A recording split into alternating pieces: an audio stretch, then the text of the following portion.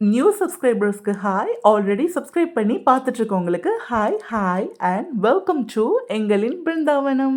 என்னடா 2-3 டேஸா வீடியோஸே காணுன்னு பாக்குறீங்களா? ஆமாங்க, ஏதாச்சும் அப்டேட்ஸ் இருந்தா தானே காட்டுறதுக்கு. இப்பதானே நம்ம ஃபர்ஸ்ட் ஃப்ளோர் வந்து கான்கிரீட் போட்டிருக்கோம். ஸோ இப்போதைக்கு எந்த அப்டேட்டுமே கிடையாது, கியூரிங்ல தான் இருக்கு. நம்ம வந்து புதன்கிழமை கான்கிரீட் போட்டிருந்தோம். புதன்கிழமை கான்கிரீட் போட்டதுக்கு அப்புறமா வியாழக்கிழமை வந்து சுத்தியும் வந்து சைட்ஸ் எல்லாம் வந்து கட்டி விடுவாங்க, பாத்தி கட்டுறதுன்னு சொல்லுவாங்க இல்லையா, அது கட்டி விட்டுருந்தாங்க. வெள்ளிக்கிழமையிலேருந்து தண்ணி விடவும் ஸ்டார்ட் பண்ணியாச்சு. எங்களுக்கு மட்டும் எப்பவுமே வந்து கான்கிரீட் போடும்போது மட்டும் ஏதாவது ஒரு தண்ணி பிரச்சனை கரெக்ட் டைமுக்கு வந்துடுது. உங்க எல்லாருக்குமே தெரியும், நாங்க இபி லைன் இழுக்காமலே தண்ணி கரண்ட் எல்லாம் எப்படி யூஸ் பண்ணிட்டு இருக்கோம் அப்படின்றது. அப்படி இருக்கும்போது கிரவுண்ட் ஃப்ளோர் கான்கிரீட் போடும்போது நம்ம இபி போல் கூட நெட்டாம தான் இருந்தோம். அந்த டைம்ல அது வரைக்குமே தண்ணி பிரச்சனை எதுவும் இல்லாம தான் இருந்தது. ஆனா கரெக்டா கிரவுண்ட் ஃப்ளோர் கான்கிரீட் போட்ட உடனே கியூரிங் டைமுக்கு தண்ணி தேவைப்படும் போது தண்ணி வந்து ப்ராப்ளம் பண்ண ஸ்டார்ட் பண்ணிடுச்சு. என்னன்னா தண்ணி வந்து சுத்தமாவே டியூப்ல இருந்து வரவே மாட்டேன்ருச்சு. ரொம்ப கம்மியா ஒரு நூல் மாதிரி தான் ஒழுகிட்டு இருந்தது. அந்த பிரச்சனையெல்லாம் ஒரு வழியா சரி பண்ணி தான் நாங்க கிரவுண்ட் ஃப்ளோருக்கு வந்து நல்லபடியா கான்கிரீட் கியூரிங் டைம் வந்து கொடுத்தோம்.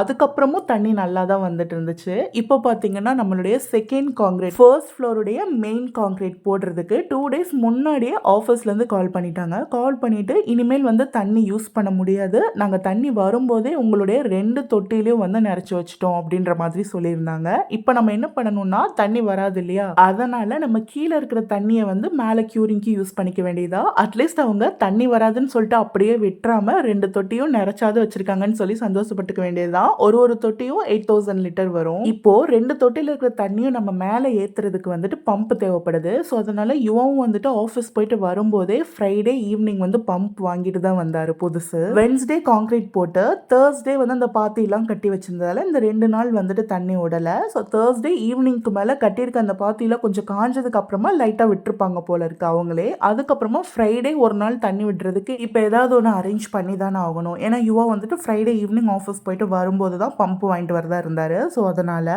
ஒரு நாள் தானேன்னு சொல்லிட்டு லாரி தண்ணி வாங்கி விட்டுருந்தோம். லாரி தண்ணி வந்து ஒரு 4000 லிட்டர் கொண்டு வர சொல்லியிருந்தோம். ஸோ அந்த அன்னைக்கு இப்படி போயிடுச்சு, லாரி தண்ணி வாங்கி விட்டாச்சு. அதுக்கப்புறமா யுவா நைட்டு ஒர்க் முடிஞ்சு வரும்போதே ஃப்ரைடே பம்ப் வாங்கிட்டு வந்திருந்தாரு. அந்த பம்பை நைட்டே உட்காந்து எல்லாமே ஃபிட் பண்ணி வச்சுட்டாரு. சாட்டர்டே மார்னிங் போனோன்னையும் தண்ணி விட்டுறணும்னு சொல்லிட்டு. ஸோ சொன்ன மாதிரி ஏர்லியாவே புது வீட்டுக்கு வந்துட்டு லைன் எல்லாமே செட்லேருந்து இழுத்து பம்பையும் வந்து கரெக்டாக ஃபிட் பண்ணி மேலேயும் தண்ணி ஏற்றியாச்சு. தண்ணியும் நல்லபடியாக விட்டாச்சு. அந்த அன்னைக்கு கியூரிங் நல்லபடியாக விட்டாச்சு. அதுக்கடுத்து சண்டே மார்னிங் தாங்க எங்களுக்கு பெரிய தலைவலியாக இருந்தது. என்னாச்சுன்னு பார்த்தீங்கன்னா, சண்டே மார்னிங் நாங்கள் ஒரு 10:30க்கு மேலே புது வீட்டுக்கு வந்தோம். சரி ஓகே வந்து தண்ணி விட்டுட்டு ஒரு ½ அன் ஹவரில் கிளம்புறது தானேன்னு சொல்லிட்டு. ஆனால் வந்து 1:45 ஆகியுமே தண்ணி மேலே ஏறவே மாட்டேன்ருச்சு. என்னடா இது இப்படி இருக்குன்னு சொல்லிட்டு நாங்களும் ஒன்னொன்னா யோசிச்சு பார்க்குறோம். சரி ஒருவேளை ஹோஸ் ரொம்ப பெருசாக இருக்கிறனாடி தான் வந்து தண்ணி மேலே ஏற மாட்டேங்குதோன்னு சொல்லிட்டு அதையும் கரெக்டாக இங்கிருந்து மேலே ஹைட் எல்லாம் அளந்து பார்த்து அதுக்கு தகுந்த மாதிரியும் கட் பண்ணி எல்லாமே பண்ணியாச்சு.